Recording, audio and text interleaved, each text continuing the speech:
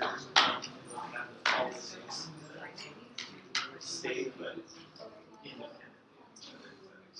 So they all compute the same thing, but they are stored in the same place. And it's for like, let's say a certain person keep so that's what very complicated. Fight with it to try and get it to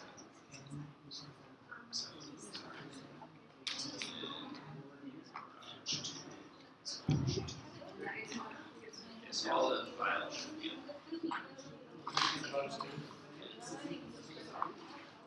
I didn't copy over this copy supplement files. I didn't really do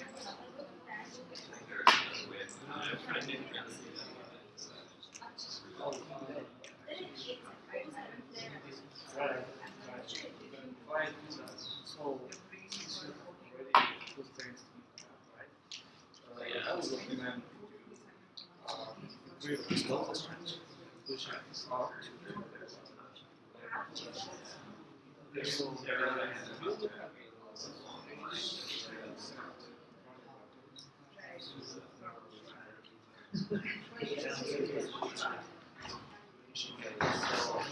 that's why I was like, all right.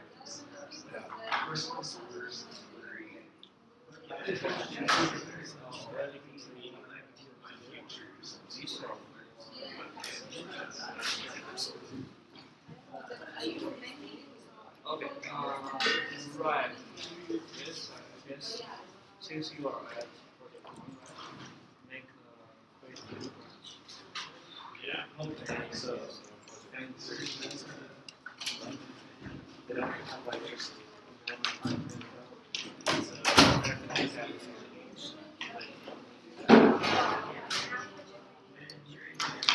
if you this is I started as a so I can't go on. I could go.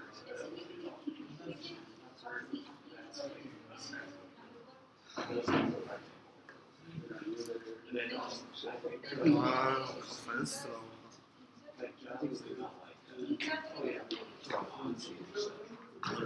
他不出问题就一个起降。I don't know how that's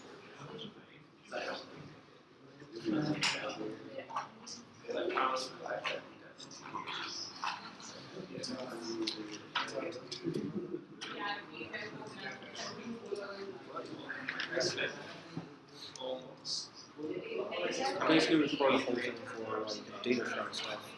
Yeah. And they used a probably worst facility over there ever wanted to. We're doing live streams on webcams. I mean, you're using it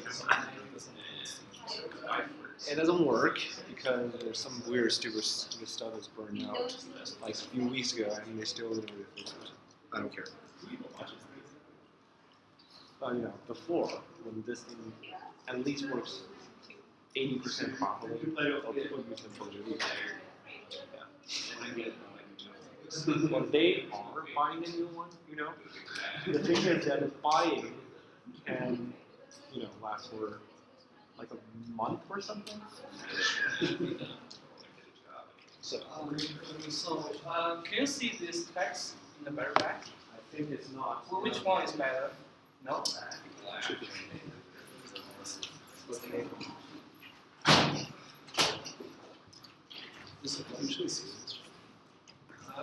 like every other class. So I finally got Sweden had really have it, so I was getting years. I finally figured out. What about this? It's because I found that the chemistry on the back due to time of sleep and that was Okay. This is okay. So that was actually Yeah, it's and so like they were all getting elected because it was like so fast. I see. You know? You still pass the test. Even though you're supposed to see this like 1,000 times. Yeah, but for some reason I kept getting more than one computer. I would have thought that you could. That's how you test. Oh, you no. And that was like the very first test. You know, and then the second one was the same. But it's Now I'm passing the first test, now I'm passing the second test. I haven't got the heartbeats. Just one for the photos.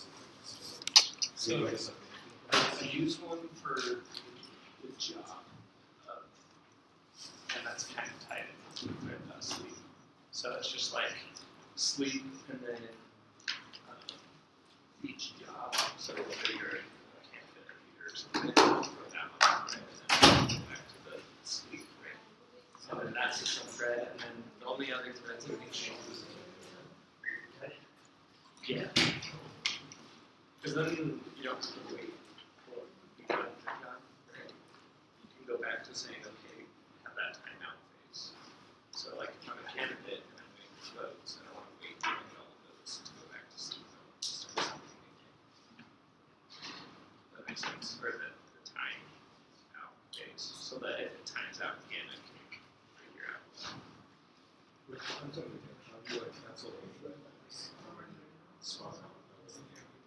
So I don't, but I haven't checked the cases where it's like, okay, if ever I'm like going to be elected leader because I've got something, or if ever I'm going to get the vote, it has to, the time has to, so it can't get past it. But then, so this is also just like this, right? But it always just seems like how it's in Yeah, I have some, it's probably not like a foolproof, but I have some checks that's like, it'll stop the thread if like I'm not a candidate anymore. Alright, class, let's get started. So, the project 2, about project 2, so if you haven't set up your project 2 branch, you can go to the project web homepage, which is at the same location. Yes, right here. Yeah, here's a new link, project 2, corporate replacement and infrastructure index. And if you wonder how to set up project 2 branch, you can follow the instruction here. And for Eclipse user, you need to take one more step to add the additional library to the build path. And that's it. So once you push your project 2 branch to remote, your status should show up here in about 10 minutes or 20. And so it will be a new commit ID, and your team number will be the same as last time. If you want to go back to check your project 1 submission status, it was here. Here's a link. Go back. So I don't think that actually matters. So basically, you only need to care about this project 2 submission status for project 2. And missing the team. No, there are just 2 names. No, team 11 is not on there. Team 11? Which is, I'm pretty sure. Yeah, what's going on? Let me check that. Okay. Just wanted to like. It's really strange. Okay. Another thing is that yesterday we have several reports of compilation error, which I'm sorry, last year also we had this problem, but I didn't check in the updates. So basically, if you haven't copied everything into your repository, then use the new one. The one in Canvas now is the new one. It's okay, it will compile. If you have copied everything into a repository, there are 2 files, insert.java and operator.java. You need to copy those into src java SimpleDB, okay, for your lab to compile. Yeah, basically that's about it. So if you did this before, so if you have like downloaded this tarball before yesterday 9 p.m., then it's the old one. Right, so if you downloaded this later than yesterday's 9 p.m., then it's the new one. Okay. Yeah. So if you find more bugs, just let me know. Last time we did this in eviction test. Oh no, not eviction test. In the B-tree insert test and B-tree delete test of the system test. actually somebody brought this up that they failed the test, but they do not think their implementation was wrong. It turns out it was the problem of the test file itself. So that's actually, if you have like a failed test and you cannot figure out why, let us know so that maybe we can spot a new one. Okay. So we've already fixed that bug from last time, so that one should be fine. Okay, let's continue with the lecture. So last time we finished everything in tree index about B plus tree. So we did some analysis of B plus tree, and we talked about how unclassed index and classed index differ in reality, right? So when you have an unclassed index, you get a huge read amplification, and also you have a bunch of random I/O. So that will if you are optimizing your range query using a particular unclassed index, it usually doesn't work the way you intended, right? So sometimes, even if your range is moderately small, say just like 10% or 1% of the table, it could still be much slower than if you use a class index or heap file, right? So that's the issue. Yeah, we also talked about bulk loading. How do you do that bulk loading to build the whole tree from bottom up in the same way as ISAM? And yeah, and also we showed how to do the calculations, how to calculate the height of the tree and how many pages do you need in the tree and what's the I/O cost for search and range query, right? So those are basically the takeaway messages you should learn from the last lecture. And we started a little bit about hash index. So I'll continue from maybe extendable hash because we just covered the very beginning of that. So so basically we talk about hash index are good for equality searches but not good for range searches. Okay, and so this is the simplest way of doing hashing.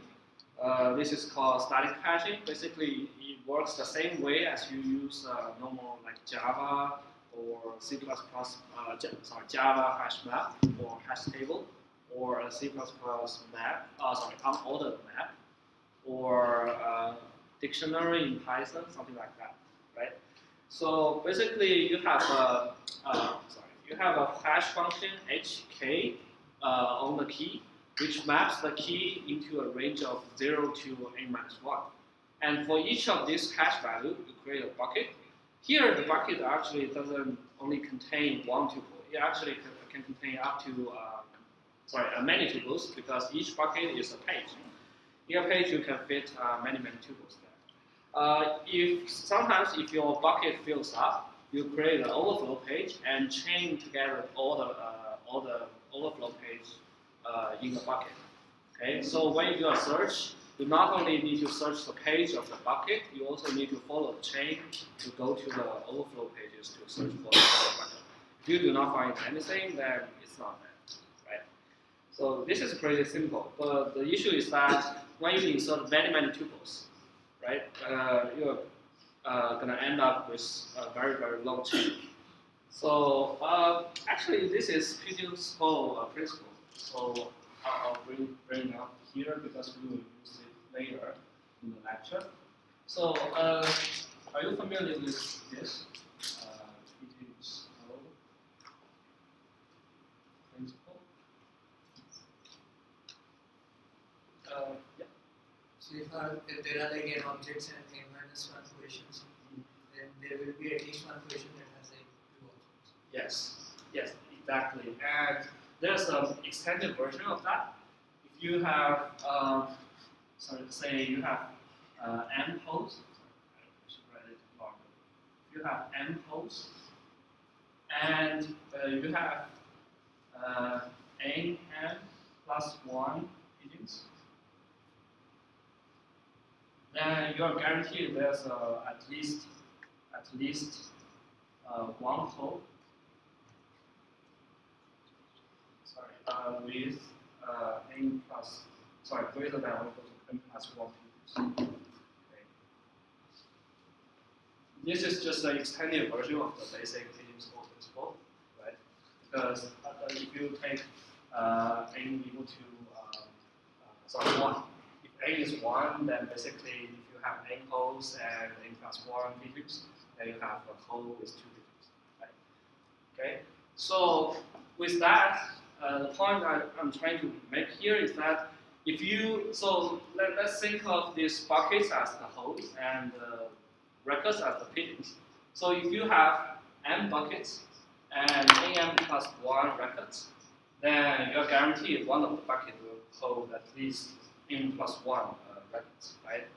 So the issue is that because the database is growing and this static hashing structure is fixed, so you only have a fixed number of buckets.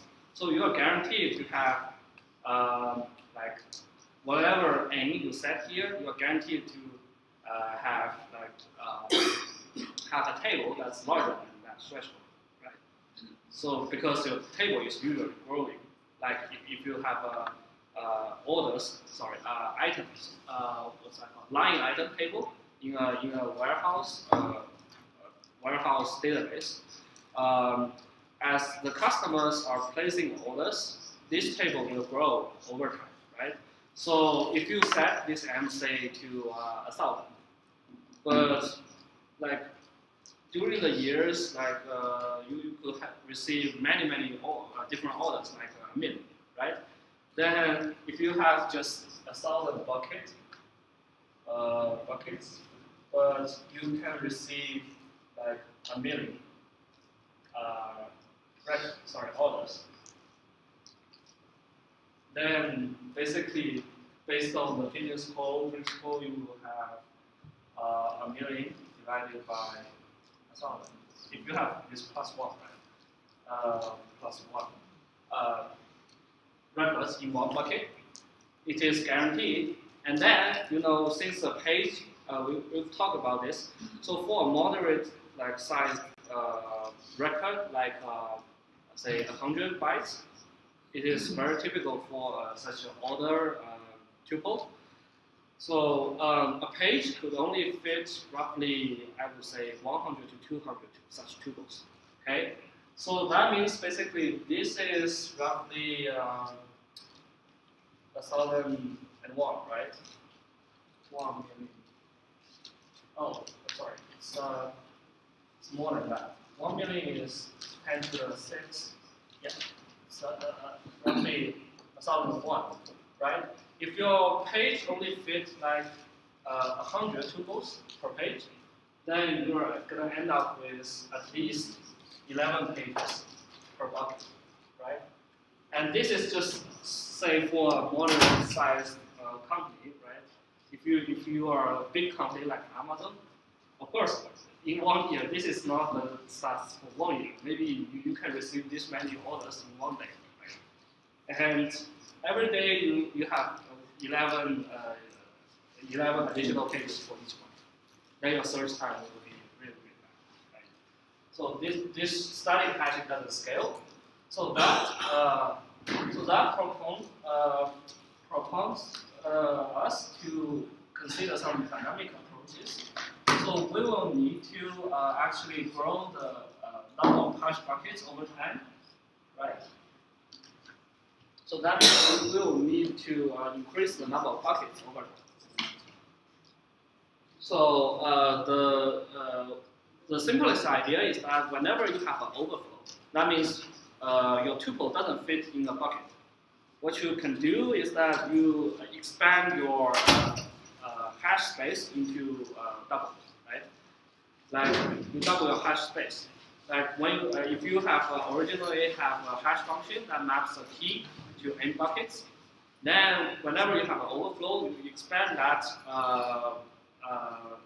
hash function into a mapping from a key into 2 n buckets. Okay, that's the idea.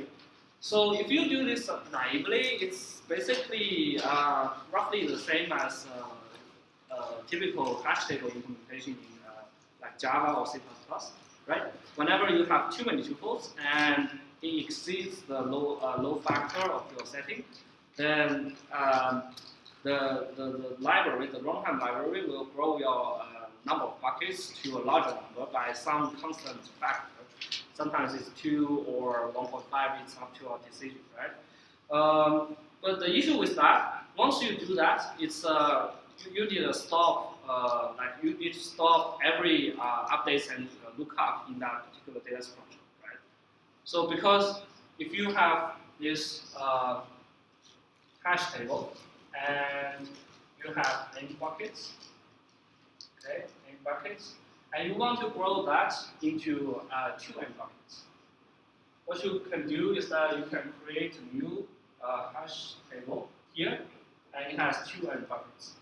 And you rehash every item into this new table, okay, using the new hash function. So the issue with that is that, so basically whenever you do this, you either maintain 2 copies of things in memory or somewhere on the disk. And also, or alternatively, you can stop every concurrent operation on this data structure. Basically, you are blocking all the lookups and insertion and deletion on this hash table until you finish this rehash process, right? So this is problematic because, as I said, you could have too many records for in your table, so that this process is very time-consuming, right? If you have a billion to like records and you do this rehash, it's going to take a while, right? So the extendable hashing solves this problem by using a directory, by adding a level of indirection. So the way it does it is that, so basically you have a directory of pointers into the buckets. Okay, so here is your array, right? Here is your bucket array, and each of the cell here is a page. And for each of this page, you have a local depth, which indicates how many bits you are going to see for this particular bucket. So let me put it this way. So let's see how a typical hash function is used. Suppose you have a hash function which maps from the key space to a space of typically it maps to like the range of integers, say it's 2 to the 32 minus 1, okay? Or like this, like this. Okay, so basically this notation means the hash function h maps any key into one of the number between 0 to 2 to the 32 minus 1. This is the range for integer. Right? So suppose you only have hash, so you only have like 2 to the third buckets, that's 8 buckets, right? You can simply do a modular on that, right? So whenever you are given a key k, you do a hash and you modulate that by 8, 2 to the third, and you get your bucket number, right? This is how you get the bucket number. And so actually, if you do a mod on a power of 2, it's actually equivalent to like taking some of your bits, right? The rightmost bits. So this is basically a binary number. Suppose it is 0, 1, 1, 0, 0, 1, right? And modular that by 8 basically means take the rightmost 3 digits. Okay? And this can also be expressed as this, as a bit and operation. Okay, something like this.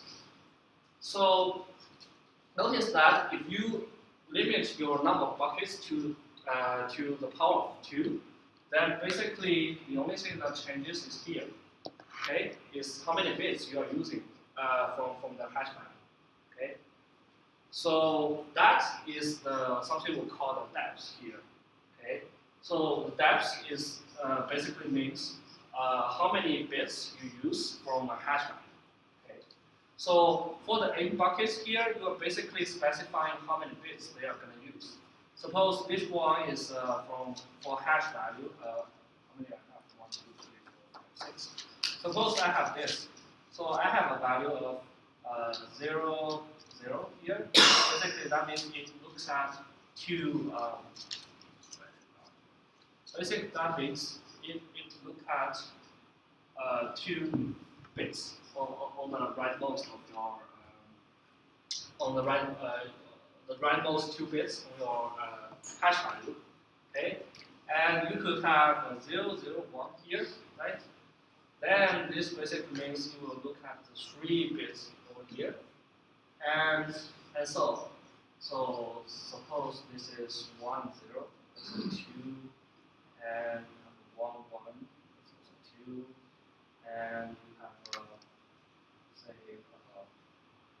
1, 0, 1, 1, and 1 more. Okay, let's do this. Okay, this is 3, this is 3. Make sense, right? Yeah. 0, this 2, right. So this is right. Okay, so currently you have only 6 buckets. Then you create a directory of that for that. Basically, a directory is a bunch of pointers. Okay, and so since the largest depth here is 3, we specify the depth of the directory as the largest of them. That's going to be 3. Okay, that basically means when you are looking at the pointer here, you use the rightmost 3 bits in your hash value. Okay, so the way you do this is that you have 1, 2, 3, 4, 5, 6, 7, 8. You have 8 pointers, and the first one is going to point to this one, right? And the second one is going to point to here, and the third one is right here, and the fourth is going to be where. Right, you should have 1, yeah, the 1, 1. So here. And the next one is going to be, this is 1, 0, 0, which you do not have, right? 1, 0. Yes, it also points to the first one. And for this one, this is, actually write it down, this is 0, 0, 0, 0, 0, 1, 0, 1, 1, 1. So 1, 0, 1 matches this bucket, so basically it's going to point to here. And 1, 1, 0, actually you don't have that, so it's going to point to this one. And 1, 1, 1 is going to point to this one. Okay, sorry, it's a little bit messy.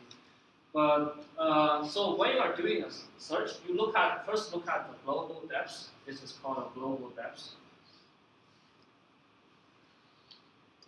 So suppose your hash value is this 0, 1, 1, 0, 0, 1, 1. Then you look at the rightmost 3 bits and find the corresponding bucket here, right? This is 0, 1, 1. And you follow the pointer to the corresponding bucket here. Okay? So what's the use of this local depth? That is basically, so if your local depth is smaller than the global depth, that basically means, so for example, this one, this bucket 1, 0, it only look at the rightmost 2 bits. So it disregards the third bit out here, right? So that basically means both 0, 1, 0 and 1, 1, 0 are going to map to the same bucket over here. Okay, this is the use of this data structure. And whenever, say, you are inserting things here, okay, and you get an overflow. So basically, the next thing is not going to fit here. Then the thing that happens is that you increase the local depth to 3, and basically, since this grows to 3, this becomes 0, 1, 0, and you create one additional bucket over here, and that bucket will have the third bit flipped, So basically that's going to be 110. This is the hash value of this bucket. And it also has a local depth of 3. And among all the 5 elements here, you do a rehash using the right node 3 bits. Okay? So suppose, say you have 0, 1, 0 here, then this element remains in this bucket. If you have an element that says it's 1, 1, 0, then it goes into this bucket. Alright? See? And suppose at some time, if you grow this bucket, so suppose you have one additional item here that doesn't fit in this bucket that has a global depth of 3, and you know the global depth is also 3.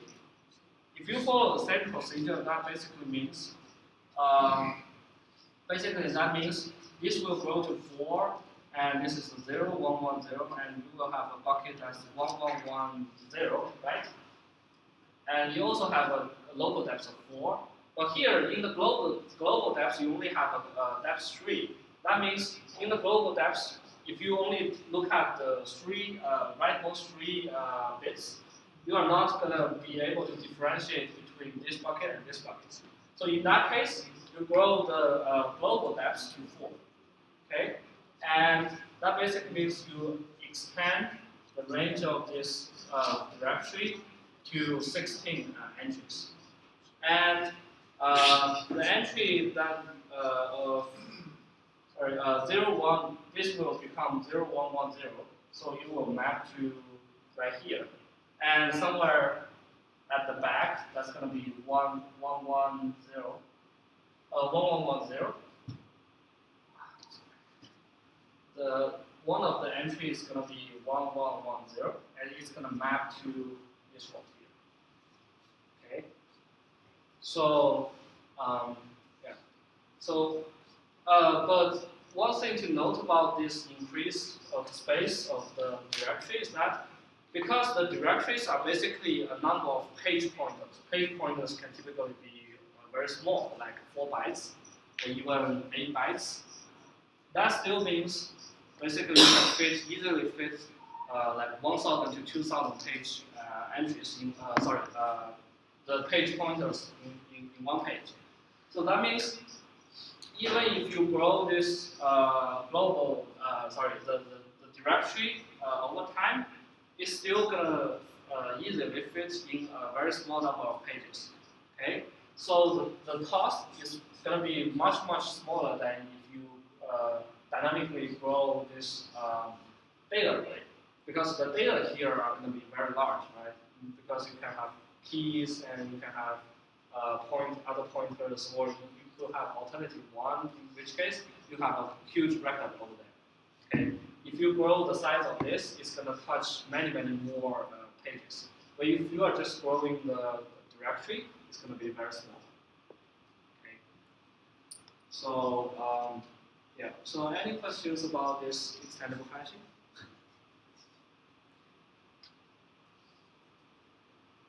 So picture it says the local depth is what you wrote as the local depth. No, actually. So this is the global depth, which maps to the global depth here. This is a directory, right? Oh, so you wrote the directory. Yeah, this is the directory. This is the buckets.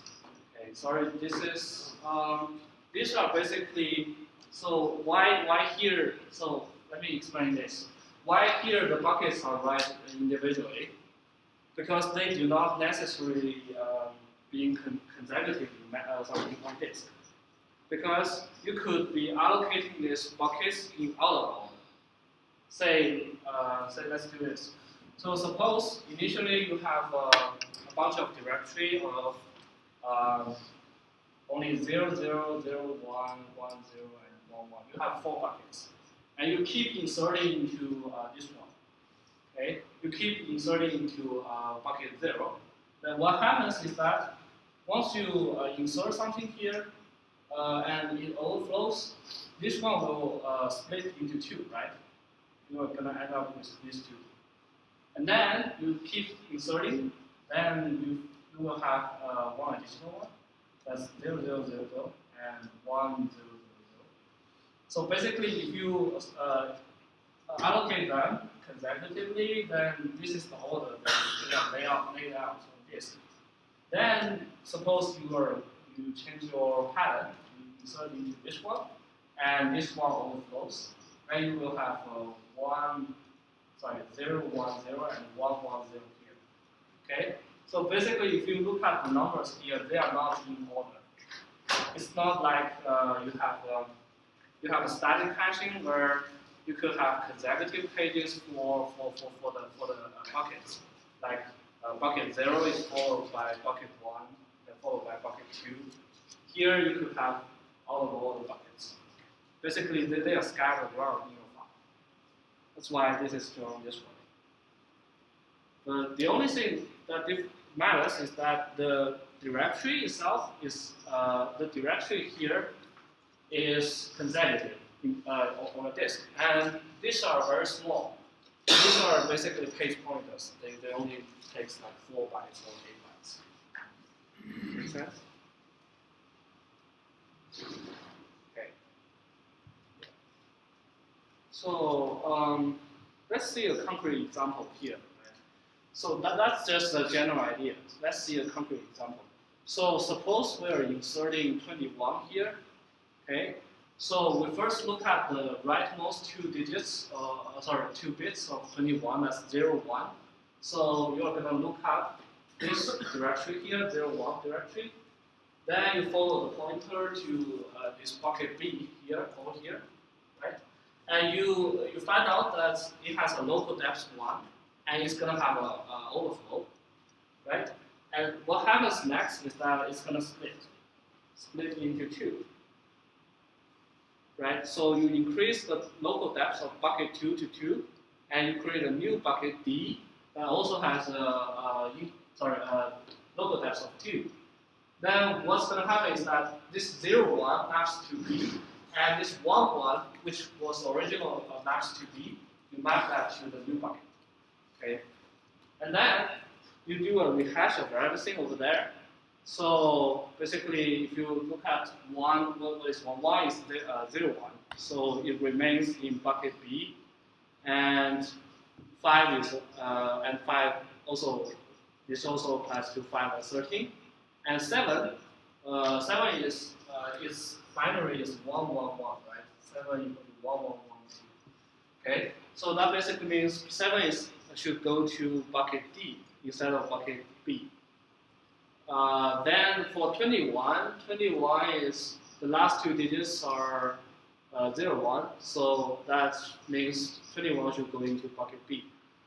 And then you rearrange the pointers like this. Okay, then you finish this insertion step. Then suppose you are gonna insert 19. Then you look up. You look at the last 2 bits of 19, which is 1, 1. So you follow this link to bucket D, and since bucket D has space, you insert 19 over there, right? Then for the last one, 15, the same happens, right? You have a global depth of 2, so you look at the rightmost 2 bits, and that's 1, 1, and you follow the link into bucket B, and there's space, so you insert that 15 into bucket D. Alright? And so sometimes it can cause the insertion of some elements can cause the directory to be doubled. One example is if you insert a 20 here. So what is 20? 20 is basically 20 is 1, 1, 4, right? 1, 4, 16. And this is 1, 0, 1, 0, 0 of this, right? That's yes. So the rightmost 2 bits of 20 is going to be 0, 0. So that means you follow the you follow the link into bucket A. Follow the link in directory slot 0, 0 into bucket A. Then you find there's no space. So what you do is you are gonna split that bucket A into 2. right? So basically, you replace that with a bucket with steps 3 and rehash everything into, add an additional one that's bucket A2, and rehash everything into those 2 buckets. Okay, and then because this time your local depth is larger than the global depth, you will need to double the space of your directory so that you can differentiate between bucket A and A2, right? So what you're going to do is that you create a new directory, and this time the global depth is 3, and then for anything that's not related to A and A2, that's going to still point to the original buckets. So that means 001 and 101 is going to point to bucket B. That is because the bucket B only has a local depth of 2, so the third rightmost bit doesn't matter. So they both point to bucket B. Then the same applies to bucket C, like this. Basically 010 and 110 points to bucket C. And then for the last one, bucket D, is pointed by 011 and 111, right? The only thing that changes is bucket, is the directory entry 000 and 100. So because they match, the global depth matches the local depth, you need to point to the corresponding buckets like this, okay? So 000 will point to the original bucket A, and 100 will point to the new bucket A2. Okay?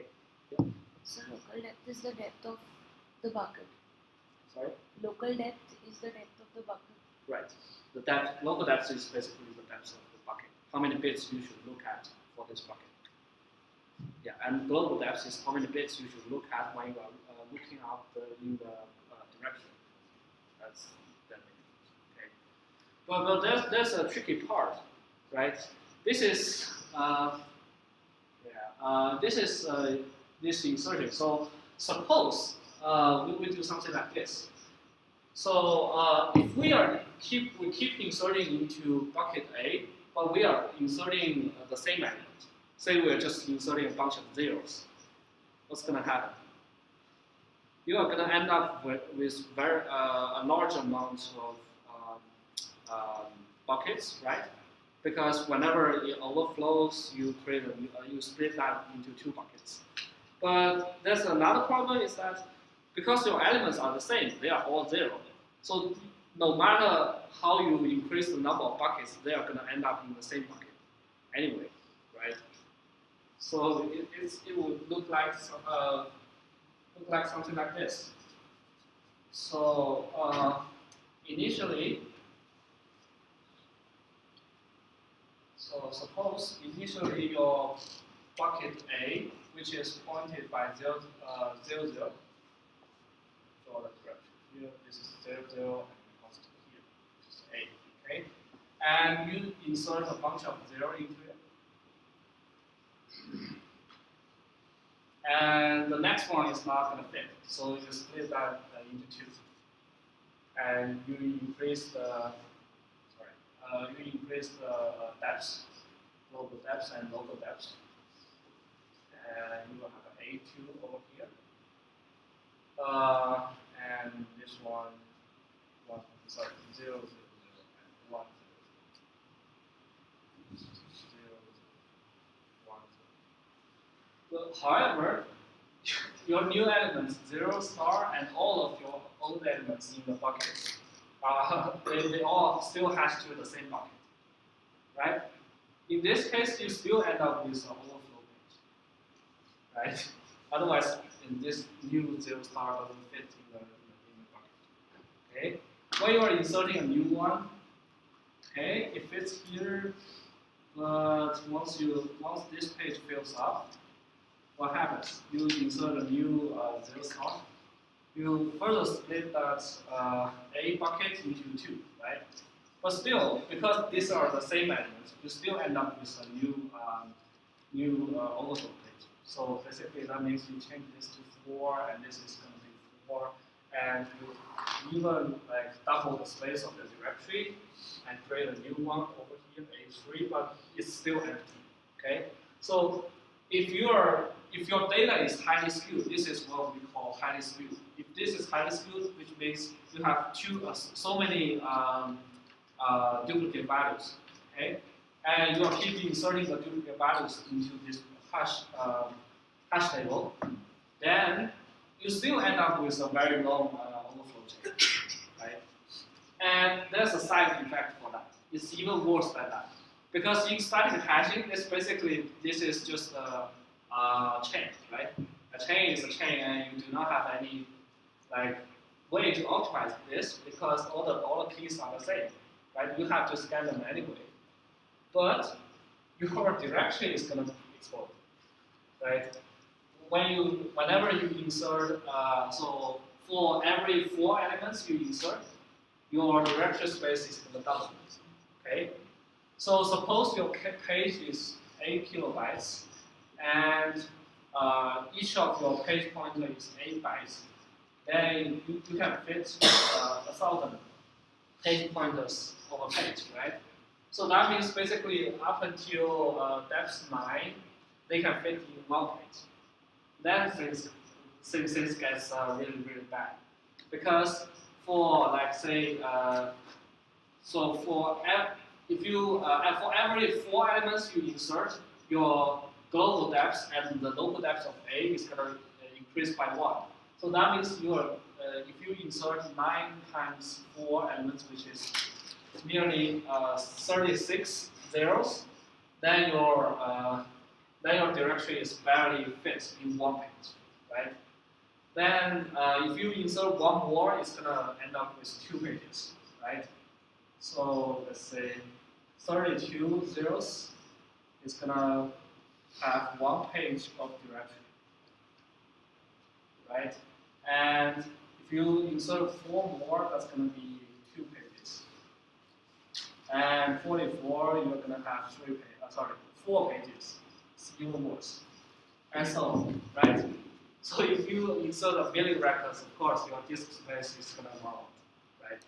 So if you have, in general, if you have n zeros and basically minus that by 36, and then divide that by 4, this is the number of depths over 9, right? Then this is the power of over 2. So you have this many pages, right? So that takes 0 here. So this grows really quickly, right? Exponential function is going to grow really quickly. So once you insert a whole bunch of zeros into this extendable hashing, your hash table is going to run out of space on this. Okay. So this is still bad. So the way we solve that is use another kind of dynamic hashing data structure called linear hashing. So the linear hashing solves this by a different approach. So basically, if I know in this data structure we are going to have so many overflows, right?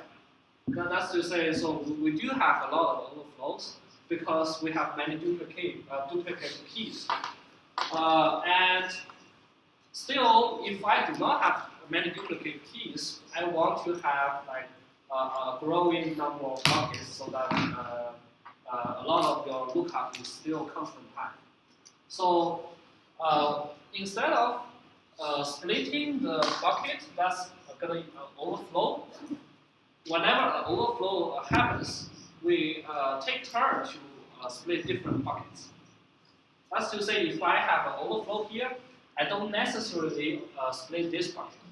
I can split any other buckets, right? And this way, basically, if you think about this, if you have, so suppose your global depth is 4, and you have 32 buckets, then for every, so when you have 32 overflows in this bucket A, then your bucket A is going to be split again. Okay, that's like a round robin approach. Basically, at the first time this overflows, you split this bucket and you increase that to 5 and 5. Okay, then the next time this bucket overflows, you do not split the bucket A, instead you split the bucket here. Okay? Then the next time somewhere it overflows, you split the next bucket until you have split every bucket in this that global depth 4 direction. Okay? I'm kind of confused about this. If you split those buckets, then would it map, like the zero, would it map to the bucket? It's still map to the original. Right. But this way you do not have any, like, you don't have a way to optimize this. Because no matter how you split all the buckets, any buckets, the zeros are going to end up in the same bucket anyway. But the key point of this data structure is that if you have duplicates, you do not have any like way to optimize that. But you do have, if you do have different elements and they are uniformly distributed in your hash space, then you want to have like a very amortized cost for accessing them. So that's why we are splitting other buckets instead of just zero, right? If you will say your data is sorted, you are inserting a bunch of zeros. But what if afterwards you insert a bunch of ones afterwards, right? So then you would have a very like balanced load at some other places, right? That's the key point. Yeah. Was this a problem in the previous hashing? Like, even in the previous hashing, if it was like uniformly distributed, you could have, and the cost would be amortized, right? No, the problem of the previous, the extendable hashing, basically is that if you end up with something like this, your space for the directory is going to run out. Because every time you split the same bucket, you are going to increase both the local depth and the global depth. Whenever you increase the global depth, the number of space required for the directory is going to double. Okay? That is the issue. And if you double this every time you have a split of the same buckets, then basically, as I showed here, it's an exponential function of the number of elements we insert. And this is really bad, right? So this linear hashing tries to solve that. That is, basically, we still try to account for, we want to distribute many items in small buckets. That is to say, each bucket should not contain too many tuples. So the way to do that is you increase the number of buckets over time. But still, if you have a bad luck, you are inserting a bunch of duplicate items. You do not want to end up with a huge, very, very huge directory. You just want a moderate sized directory. If you have different elements, then it's good. But we do not do anything about these duplicate items. You don't have a way to optimize them. Okay? And so this linear hashing still uses the same, actually this is the same family of hash functions. Basically, each function is something like that. If you think of that n is 1, if that n is 1, basically that's the same as that. You only look at the rightmost bits of your number. If you times an additional n to that, say n is a prime number, then basically you increase the size of your bucket every time. Okay? Directory every time. So suppose that n is n, then in the first level you have n buckets. In the second level you have 2n. In the third level you have 2 to the power of n, 2 and times n, right? And so on. Okay? And so the whole entire algorithm works in rounds. Okay? They work in rounds. So you define a variable called level. Okay? So the current round number is called level. So suppose let's see this.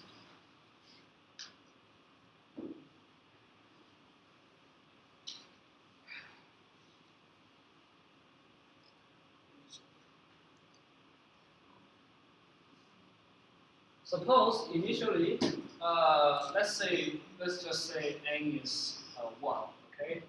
Initially, your directory only has one entry here, which is hardly a hash table, which is just one bucket. So initially, this will point to some bucket. Say it's bucket A. Okay, bucket A. And then what happens is that this is called level 0. Okay? And then you will have a pointer points to that. This is called something called current. I don't think we have definition. Let's call it a current pointer. Okay. It points to this the only bucket. Then when you insert elements, you basically look at only 0 bits of this hash value. So whenever you compute the key, you end that with 2 to the power 0, which basically gives you 0. Okay? And then you end up here and you go to the bucket and you fill this up, right? You fill it with a bunch of elements here. And then you have an additional element so that you have an overflow. Okay? This is an additional one and you have an overflow. What you do is that you split the bucket that is pointed by this current pointer. Okay? And since this is the since this is the very first bucket in your current level, because in each level you have if your level is called something called, let's give it a symbol as L. If this is level L, then you have n times 2 to the power L buckets in level L, right? So since L is 0, then that means you only have 1 bucket. So this is the first bucket to split in your current level, right? So the thing you do is basically you create a new bucket. You increase the directory size by 2 times. Okay. So basically you have 2 buckets right now, and then you split this bucket into 2. Okay. So basically you can move a bunch of them, say like this, and this one will point to here. Okay. And then the thing, since you have increased the size of your directory, your level is going to become 1. Okay, that means you have two buckets in total. Now, this is B, and this is 0. Sorry, this is 0, and this is 1. Okay, and then because this current pointer happens to be the last one in your level 0 as well, so that means you reset that back to the first one. Okay, so that's still 0. And then when you insert a bunch of stuff, say you keep inserting into B, and you have a new one for B at some time, right? And then this time, because you have an overflow, you do not just split the bucket B. Instead, you look at the current pointer, which still points to bucket 0. Then you split the bucket 0. Okay? So basically, this bucket A gets to split again, becomes a C, and then you have you can move something here, right? No, sorry, this one still doesn't fit. We'll talk about that later. Anyway, so because this is still the very first bucket in your directory in your current level, so you increase the size of your directory by 2 times. Okay, so you have 0. So now it becomes 0, 0, 0, 1, 0, and 1. Okay, but 1, 1 still doesn't have anything, so you do not actually fill in anything out here, but you just point 1, 0 to the new bucket. Okay, and because you have an overflow here and it still doesn't fit, so you create an overflow page for that. That's how it works. Okay, and then you move the current pointer to the next one in your level. So now the current pointer points to here. Right? And then if you continue inserting things, like if you continue to insert in B, and you have one additional one, right? This time you should split bucket B because this is something pointed by the current pointer, right? Then what happens is that you create a new bucket, B, and you redistribute these elements into these 2 buckets. Say this one B now have 4 elements, and D has 5 elements. So so these 5 elements doesn't fit in one page, so you still have a overflow page for D. That's fine. Then what happens is that 1, 1 is going to point to this D. Okay, and then you move the current pointer to the next one in your current level, because sorry, not exactly. So actually not the current level. Actually, it's one level before the current level, right? Because once you move this current pointer to this one, this level is becoming 2, right? So in your previous level, you only have 2 buckets. So if you move it to 1, 0, it's gonna like exceed the range of your previous level. So that means you reset this current pointer back to the first one. Alright? Yeah. Right. Yeah, I think this one should be 1 when you are in this level. Actually, it's more convenient for you. But anyway, this is just like how you define these levels. So at this time, this is 2, right? Okay. Suppose at some time we are at here. Okay. So we are at this location. So suppose my current pointer is pointing to this 1, 0 here, and my current level is 3. Alright? My current level is 3. So that basically means I have a potential directory of size 8, but when I'm doing lookup, I need to figure out whether I should go to the second half of my directory, or I should look at the first half, right? So the way you do that is basically this. Remember, this current pointer is the next bucket to split. Okay, so that means everything below the current pointer is not split in the previous level yet. Okay, so that means this 0, 0 and 0, 1 have been split, and you know that 1, 0, 0 and 1, 0, 1 are already split, so they will point to different buckets than this A and B. But everything below that, for this is 0, 1, 0 and 0, 1, 1, and everything below that, that's going to be 1, 1, 0 and 1, 1, 1. They are not going to point to anything, right? Because these 2 buckets are not split yet. So that means you should only, if you have a hash value whose last 3 bits are 110, you should not look at 110 instead. You should just look at this 010 here. Okay? Make sense? So basically, if your current level, so in my notation, the current level is the new level you are working on. So the previous level would be L minus 1. Okay? So how do you determine whether a lookup should go into the previous level, into L plus 1, L minus 1 or L? The way you do that is that you first compute the hash key,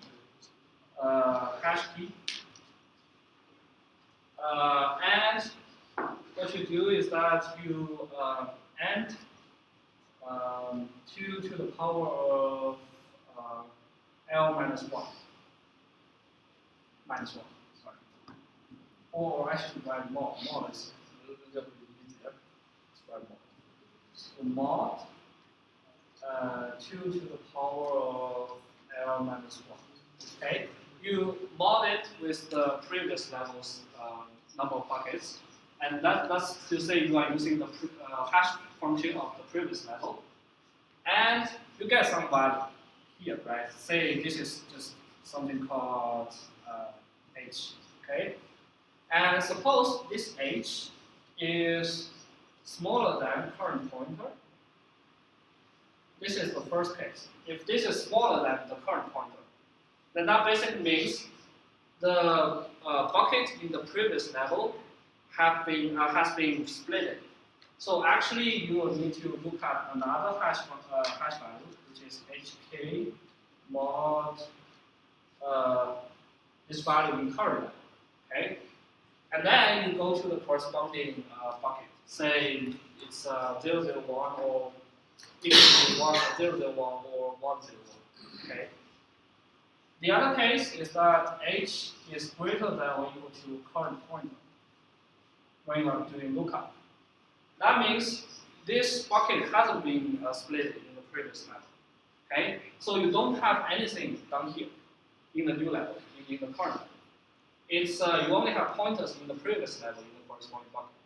So basically, you directly use this hash value, this hash value to look up the direction. Okay, make sense?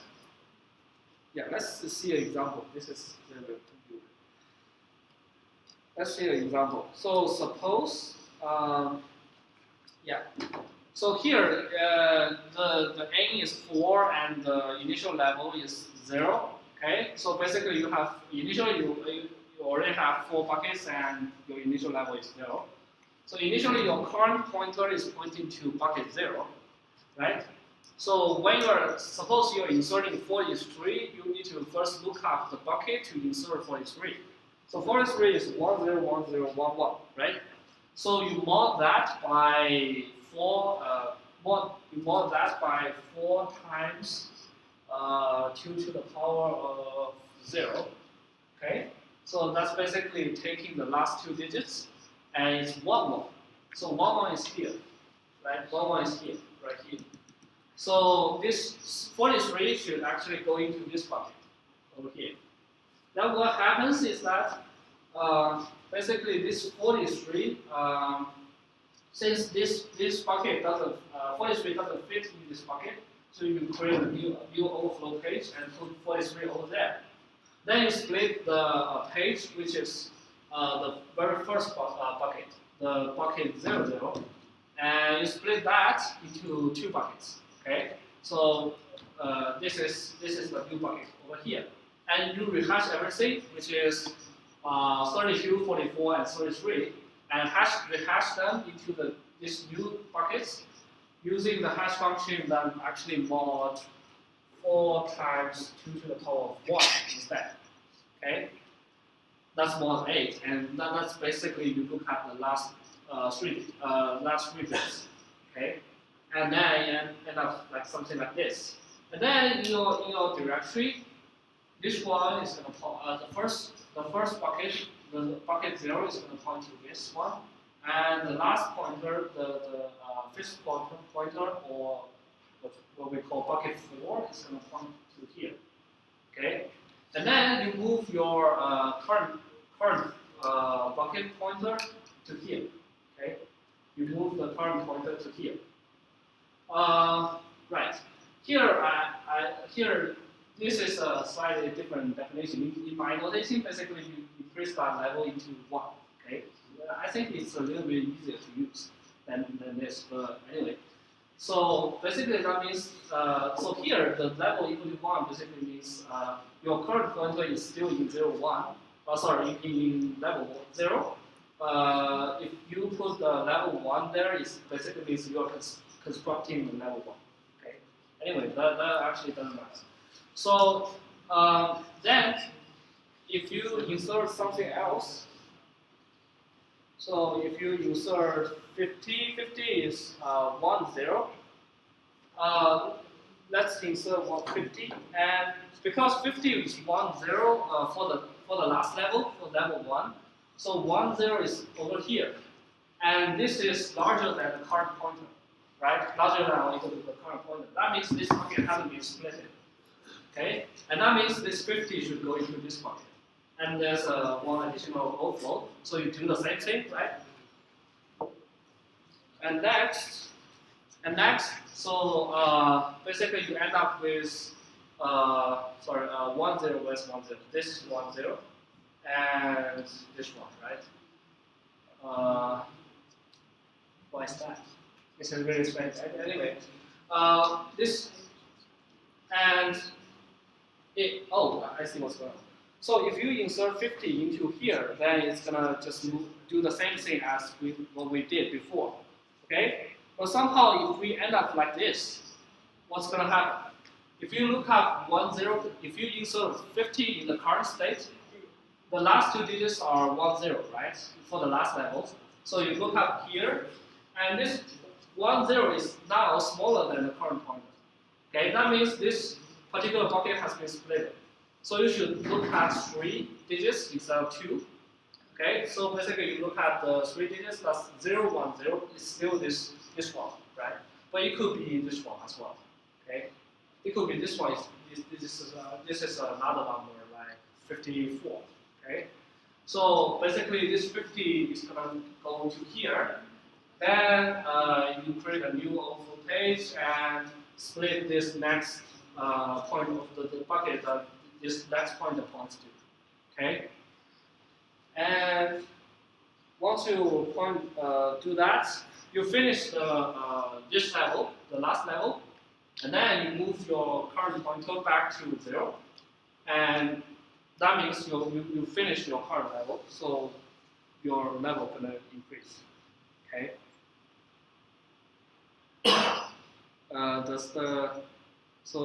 Do you have any questions about this approach? Yeah. So the main difference between this and extended hashing is you're advertising the growth of the directory. Yes. That's it. Yeah, that's it. Basically, you are amortizing everything, so that you do not end up with a very, very large directory. All right. So that's it. Yeah. So for this linear hashing, just make some additional comments. So about this, so as you suggest, this will end up with amortized cost for growing these directories. That means your directory cannot be too large. Okay, but still, if you have a very skewed data, that means if you are keep inserting zeros in your hash table, as we did before, you still end up with a very long chain. But that is okay. If you have duplicate values, they are like you need to scan them anyway if you do a equality search. That's what the hash table is for, right? So whatever optimization you are using, you still have to scan them at least once anyway. So that means a long chain doesn't mean a bad thing, right? You have to do that anyway. Okay. So the only way you can get as many zeros is if it's literally the same number of zeros. Right. Every single time, right? Yes. Why? Do you mean why would you have that many same zeros in one hash table? Well, I'm just making sure we're not talking about like tuples objects. Oh, actually, those zeros are actually data entries for tuples. So they are going to be different tuples, but all have the same key 0. That's something like if you, let's say an example. Suppose you are a customer in a shop, and you are assigned a custom number which is 0, and you go to this shop every day. You place an order every day, then you're going to have multiple entries that have the same key 0 in your order table, right? Okay, that's why you have this, right? You have duplicate keys, but the tuples they are pointing to are definitely different. Okay, they are different, like different orders you may place in different days. That's why you could end up with something like that. And it's actually really common. One thing about like social network is that you typically have a power law distribution in degrees, right? Well, once you say if you are a very famous person, then your followers are going to be a lot, right? If this hash table is maintained on like your follower information, like you have a table which has a followee and follower, right? Then it's going to be like if you want to do a lookup to find all the followers of one particular person, you can build a hash table over that on the person, user ID column, right? So if a user has too many followers, you are going to end up with so many duplicate values in one of your bucket, right? And this is very common in a social network because of the power law distribution. Okay. So this is actually a very realistic issue in real world applications with database. Okay. So yeah, still I know it's a little bit it's allowed to absorb for these two data structures, credible hashing and linear hashing. Okay, so make sure I think the most important thing to learn about is the difference between the why linear hashing. We will propose something like linear hashing. Okay, the rationale behind this data structure. So we finished everything about how to design a hash index, but we haven't talked about how how can we design a good hash function. Okay, to formally model that, we actually need to formally define what is a hash function and what do we mean by it is a good hash function. Okay, and so just a little bit of warning. This part is more formal and more mathematical. So I want to do a quick survey. So how are you all very comfortable with basic probability theory and logics? If anybody who is, let's do this. If you are comfortable with probability theories, please raise your hand. Okay. Very basic thing, like okay. And if you are familiar with basic like logics and proofs, please raise your hand. Okay, how many people have taken advanced algorithm? Okay, good. So I think I can skip a lot of things if that's the case. Alright? Yeah. That's a lot easier for me.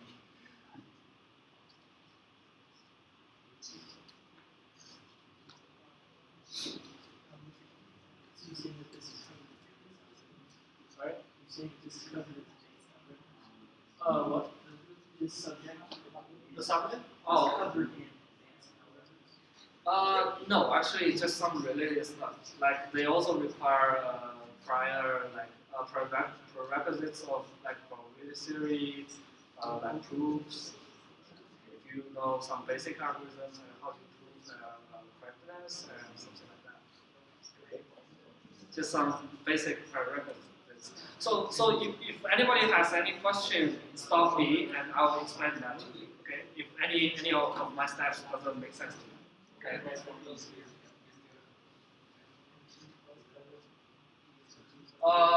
So let's start with defining a hash function. So the formal setup would be so U is a universe. Basically, that's the space of our keys. So suppose your key is basically a customer number, then this will be the range of integers. Okay, something like that. So for simplicity, let's say that this U is just a range of 1 to 8. Okay, this notation is basically this set. See X in Z, where 1 is going to do X. Yeah, makes sense? So basically, this square bracket with the n in it means the set of integers 1, 2, 3, 4 up until 8. Okay, and suppose this is our universe, which is the range of our keys.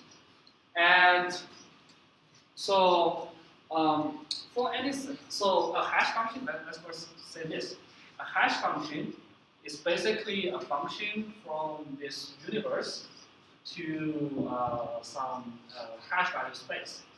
Let's say that's let's see, it is here. Let's say it's just n. Okay.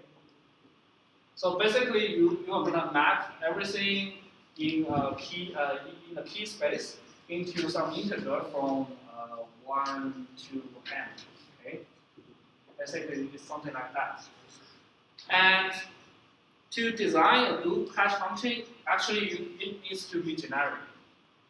What that means is that basically, because our data set is a subset of this U, right? So suppose we have some subset S of this universe. Let's just say, so suppose your customer number is only a subset of this whole universe. And you want to design a hash function such that if you use that for a hash table, you want to be able to query for this element efficiently and add this element efficiently and delete this element efficiently. Okay. So by efficient we mean so whenever you say yeah. Where's S? What is S? Okay, S is a subset of U. Basically, you can think of that as your data set. Like if this U is actually customer ID, then you can think of S as a projection on customer ID of your table key. Okay, something like that. Okay? Basically, it's a bunch of different elements. Like it could be 1, 2, 3, or it could be 1, 2, n, or anything else. Okay. But efficiently, the most important thing is that because we are doing using a hash table, the biggest enemy of a hash table is very long overflow. Okay. If you have different elements, you do not want them to hash to the same hash value. Okay. So to do this efficiently, basically you want to have a hash function that have as little collisions as possible. Okay. So basically that means you do not want to have a lot of different values x, y in S, and x is not equal to y, and you do not want hx to be equal to hy. Okay. Basically, you want to have as little pairs, this kind of pairs as possible. Okay. Then your hash function is said to be a good one. But notice that because for a hash table you do not know this S beforehand, right? Because if you design a data structure, it's a generic data structure. Whatever set I put into that data structure, it should perform well, like according to your expectation, right? So if my S has a size of n, if my S has a size of n, how many such S do we have? Actually, it's going to be greater n to n, right? Yeah. Something like that. And this is a very large. It's n factorial divided by something like that, and it's a very large number. Okay. So basically, if you design hash function, it should work on I would say on all of them, or a lot of them, right? Most of them. Okay. Yeah. So why not hash of x equal to hash of y? Oh, this is what I mean. So if you count how many such pairs that satisfy this condition, you want this kind of pairs to be as little as possible. Okay. You have. So this is a bad case actually for the hash function. So you do not want to have many such bad cases in your hash function.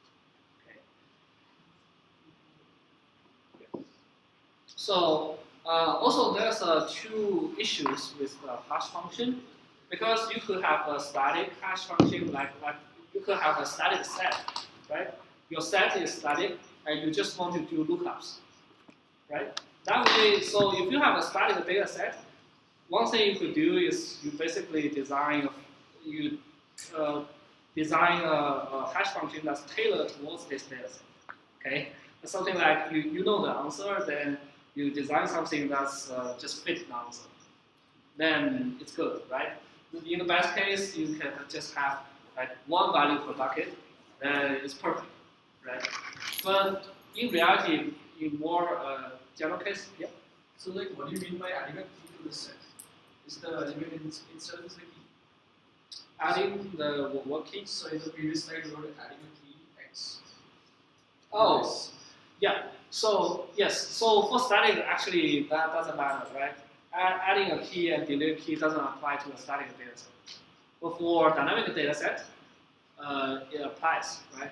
Because a data set could be dynamic. You can change, like you can add things into it. You can delete things from that. Yet your fixed hash function still needs to work for it. Okay, that's why you need to consider that in many cases. Okay, so we will talk about both, like in maybe next lecture. it's running out of time. Anyway, we'll talk about this in the next lecture. Yeah.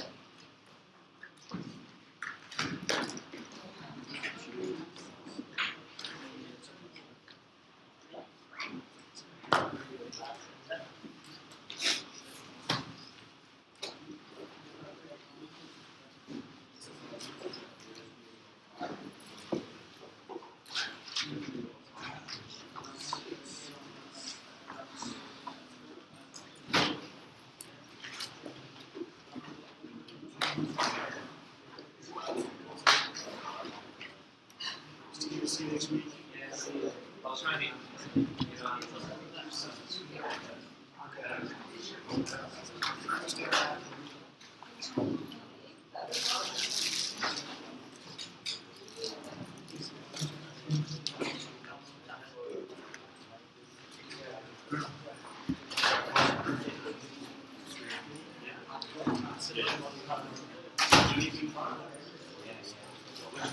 Yeah. Right, right.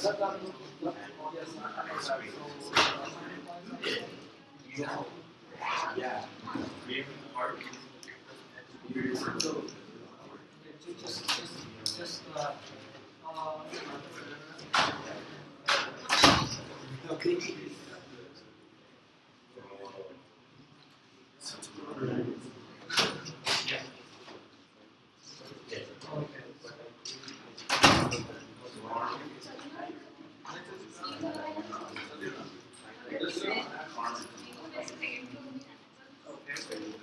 Yeah, so, right, so basically, that's when this system has a comprehensive examination. So let's start somewhere. So basically, I have this, if you check your submission on the CDL or anywhere using it, you will find out this because I mentioned this. Sometimes you cannot figure out where this class will be, and you just guess. If that happens, then you will have an additional import that works in not in the general calendar.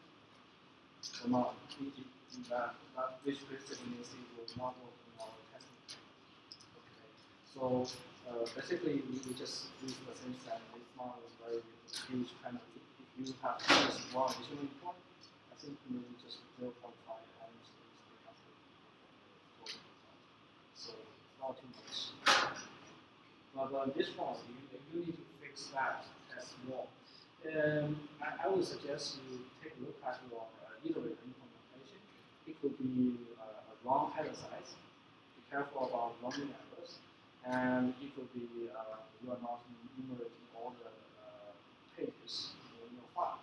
So make sure you check the scan interface and keep out those two. Okay, so but the logic group doesn't have Oh, actually, it does. It depends on that. So if you cannot figure this out, you can send us an email. We will give you the standard solution. Okay. If you still cannot figure out why this is wrong, so if you want that, just send us an email. We will send you a standard solution for those files. Okay, so what we do with project one, process how we discuss this, how we do the project two, passing all this. Right. Typically, it's the case. The next one is going to depend on the previous. Oh, okay, solution. Yeah. This problem. So if you do have difficulty in figuring out the first one, just let us know. Send you something. Right. Yeah. Just for those particular files. So you may need to first figure out which files are.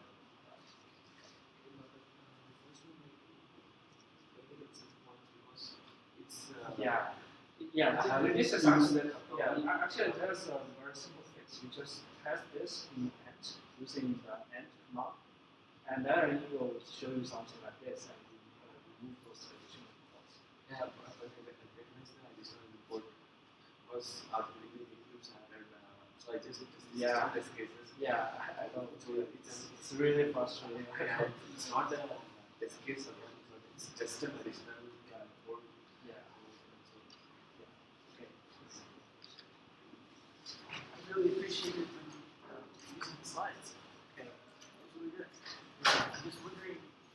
Right, so this one was not on the slides. So this one, these are actually on the slides. That's on the slide. This one's on here for? Oh, this one? Yeah. This one is on later slides. I just like give you a preview. Oh, pretty. Yes, a preview. Cool. Thank you very much.